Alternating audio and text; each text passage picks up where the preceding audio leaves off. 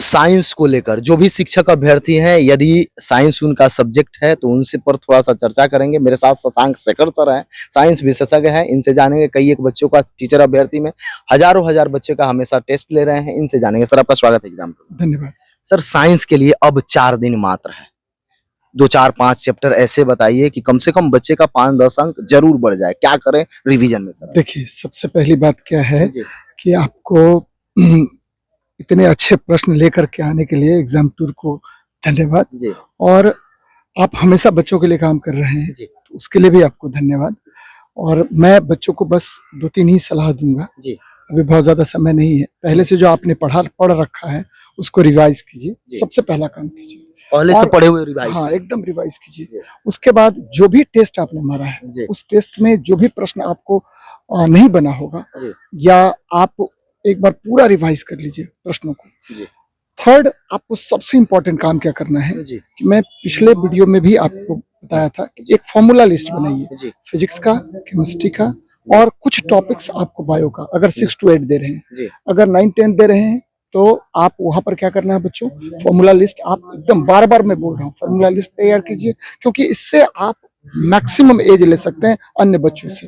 और 11-12 वाले बच्चों को बहुत फायदा होने वाला है अगर वो फिजिक्स के फॉर्मूलेस और केमिस्ट्री का फॉर्मूला, फिर देखिए कि कहाँ आइसोमेरिज में क्या है, छोटे छोटे टॉपिक्स अगर वो करके जाते हैं तो निश्चित रूप से वो 11-12 में बहुत अच्छा स्कोर कर सकते हैं। और सबसे फायदेमंद क्या है कि आपको वहाँ कंपटीशन बहुत कम है। 6 to 8 में बहुत ज्यादा कंपटीशन है, इसीलिए 6 to 8 में थोड़ा सा मेहनत करना पड़ेगा बच्चों को। और सबसे इंपॉर्टेंट क्या है कि आप कुछ टॉपिक्स जैसे रिवाइज करके रखिए। जैसे क्या कि आपको मैकेनिक्स हर बच्चों को करके जाना है, लाइट हर बच्चों को अच्छे से रिवाइज करके जाना है आपको। तो अगर बात करें एसिड वर्सेस सॉल्ट, वहां पर आपको पढ़ के जाना है। ठीक है, आपका सेल थ्योरी, सेल डिवीजन, उसके बाद प्लांट टिश्यूज, उसके बाद एनिमल ग्रुप्स, ये सब पढ़ के जाइए।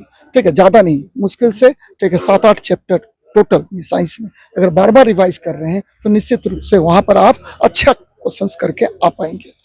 सर होता क्या है, कोई भी हम लोग भी या आप भी स्टूडेंट रहे होंगे तो ये मन में लालसा होता है कि कोई ऐसा चीज मिल जाता या कोई ऐसा नोट्स मिल जाता जो 1-2 दिन में हम रिवाइज करके कम से कम जाते तो मेरा 2, 4, 5, 10 बढ़ जाता या वहीं से मेरा रिजल्ट। बहुत लोग ये सबके मन में होता है, क्योंकि पढ़ते सब कोई है, जितना क्षमता होता है उतना मेहनत सब लोग करते हैं, उसमें किसी प्रकार का कोई डाउट नहीं होना।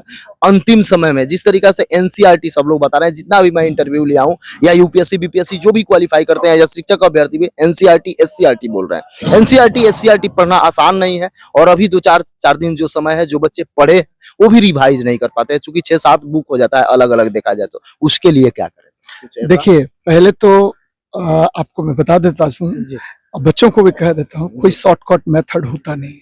ठीक है, शॉर्टकट कुछ भी नहीं। ठीक है, आपको पढ़ना तो पड़ेगा। और पढ़ने के लिए क्या होता है कि आप अपने से पढ़िए एनसीईआरटी और किसी एक्सपर्ट के नजरिए से पढ़िए, तो दोनों में अंतर है। ठीक है, तो अभी मतलब मेरी किताब आई हुई है फिजिक्स की, केमिस्ट्री की, बायो की, और ये देखिए एक मेरे पास में है भी, फिजिक्स की भी किताब है। और ये किताब आपको एनसीईआरटी एससीईआरटी 6 से 12 क्लास की किताब है बच्चे। और इसमें बारीकी से आपको एक तरह से कहिए कि जितने भी फैक्ट्स हैं 6 to 12 में, उसको मैंने क्या किया है कि टॉपिक वाइज अरेंज कर दिया है। ठीक है, 6 में कुछ बातें हैं, 7th में कुछ बातें हैं, 8th में कुछ बातें हैं, 9th में 11th में 10th में 11th में 12th में, हर चीजों को मैंने क्या किया है कि चैप्टर वाइज आपको अलग करके ठीक है इसको रखा है। जिससे क्या होगा कि स्टूडेंट अगर चाह रहे हैं, देखिए बहुत ज्यादा नहीं है ये, मुश्किल से आपको 184 पेज की किताब है, पीछे क्वेश्चन, हाँ मतलब मुश्किल से 70-80 पेज की किताब है थ्योरी की बात अगर करें तो। अगर आप चाह रहे हैं कि फिजिक्स का मैं 12th तक की बात कर रहा हूँ, 12th तक एज लेना चाहते हैं अन्य बच्चों से, तो इस किताब को जरूर एक बार लुक आफ्टर कर लें, देख लें, फास्ट रिवीजन कर लें। निश्चित रूप से 5 से 7 नंबर आपको निश्चित रूप से बढ़ जाएगा। और जो भी बच्चे ठीक है आपको 6 to 8 दे रहे होंगे, उनके लिए देखिए, मान लीजिए कि एग्जाम्पल्स, आजकल क्या होता है कि बहुत ज्यादा एग्जाम्पल्स पूछा जाता है। अब देखिए यहाँ पर है क्या कि दाब से संबंधित, ठीक है, दाब से संबंधित महत्वपूर्ण उदाहरण, देखिए कितने उदाहरण हैं, लगभग ठीक है 30-35 उदाहरणों को मैंने क्या किया है कि अलग अलग जो एनसीईआरटी में ठीक है आपको क्रियाकलाप के व्यू से दिया हुआ रहता है। देखिएगा कि क्रियाकलाप दिया हुआ रहता है कि क्रियाकलाप, वहां से मैंने क्या किया है कि उसको अपने शब्दों में, इजी लैंग्वेज में मैंने रखने का प्रयास किया है। तो बच्चों, आप के लिए बहुत फायदेमंद होगा अगर इस किताब को आप एक बार क्या करते हैं कि गो थ्रू खोल लेते हैं।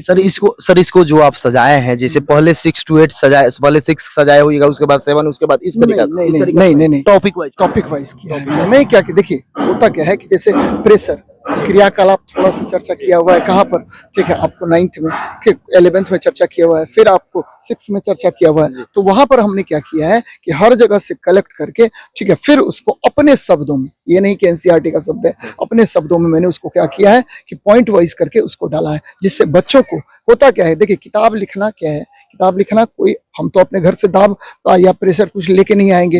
हाँ, हम क्या करते हैं कि जो आपको एनसीईआरटी से जो मैंने फैक्ट्स कलेक्ट किए हैं, उस फैक्ट्स को अपने शब्दों में रखने का प्रयास करते हैं। बस मेरा काम बस इतना ही है। हाँ, मेरी जानकारी इसमें थोड़ी बहुत क्या करते हैं कि उसको आपको फॉर्मूला वाइज, उसको स्टूडेंट को सुग्राह्य हो, ठीक, अच्छे तरीके से उसको समझ में आए, उसको मैं अपने लैंग्वेज में करने का प्रयास करता हूँ। तो ये किताब का बहुत बहुत अच्छा खासियत है। सर समय देने के लिए बहुत धन्यवाद।